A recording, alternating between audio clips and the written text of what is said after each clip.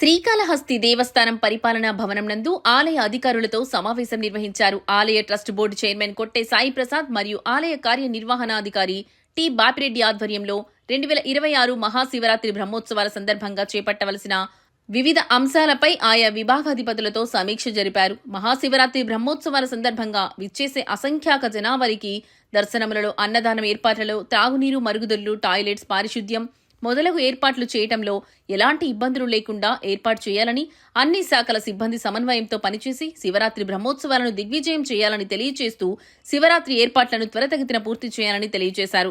ఈ సమావేశంలో ఆలయ ట్రస్ట్ బోర్డు చైర్మన్ కొట్టే సాయి ప్రసాద్, సభ్యులు నాగరాజు, విజయమ్మ, ఆలయ కార్యనిర్వహణాధికారి టి బాపిరెడ్డి, డిఈఓ కృష్ణారెడ్డి, ఆలయ ప్రధాన అర్చకులు సంబంధం గురుకుల్, కరుణాకల్ గురుకుల్, రాజేష్ గురుకుల్, ఇన్ఛార్జ్ ఈఈ శ్రీనివాసరెడ్డి, పరిపాలన, ఆలయ ఇంజనీరింగ్, శానిటేషన్ సిబ్బంది పాల్గొన్నారు.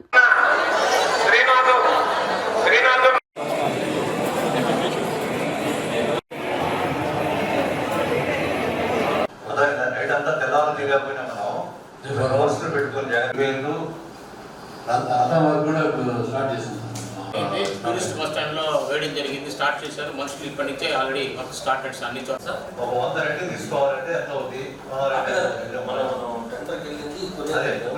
ఎన్ని పెడతాం పండగకి? బయట పోలీసులు అడిగి కూడా అంతే. లేకుంటే లోపల అయినా భక్తులు తిరిగేటప్పుడు వద్దు. నేను మళ్ళీ చెప్తున్నా, ఇలా కనపడా కంప్లీట్ భక్తులు లేనప్పుడు కావాలంటే నైట్ 2 అవర్స్ 3 అవర్స్ మేము అందరూ పెడతాం లోపల. టెంప్లెట్స్ పెట్టుకుని ఏవి అందరికి ఉంటారు. మన ఇంటి దాకా 1 గంటకు తీసుకో సమయం తప్ప ఏమైనా ఓపెన్ చేయడం పెడతారు. కదా మధ్యలో రైటింగ్ ఎవరో వెళ్ళారండి. సో మరి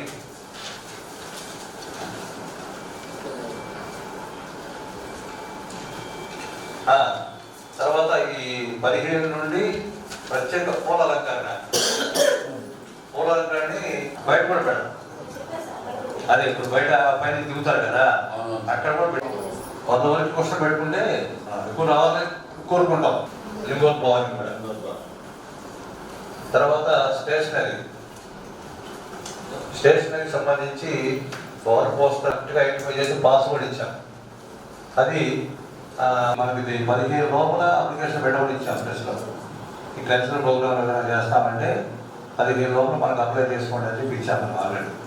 దానికి వచ్చి అన్ని స్క్రూటినీ చేసి మేము ఈరోజు రేపట్లో ఈ ట్రస్ట్ బోర్డు మెంబర్స్ కూడా రాష్ట్ర వరకు అబ్జర్వ్ ఒక 4 కమిటీలుగా డివైడ్ చేసి ఒక డ్రాలా చేసి కల్చరల్ కమిటీ కూడా ఒక కమిటీని ఇస్తాం మెంబర్లు కూడా.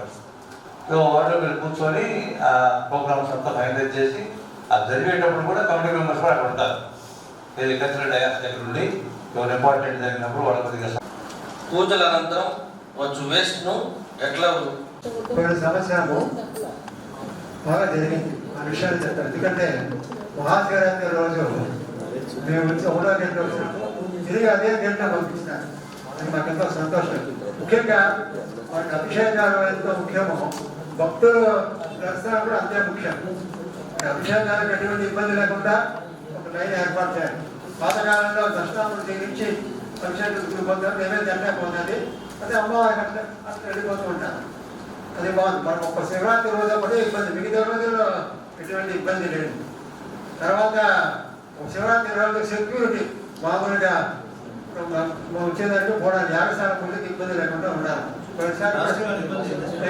ఇబ్బంది లేదు.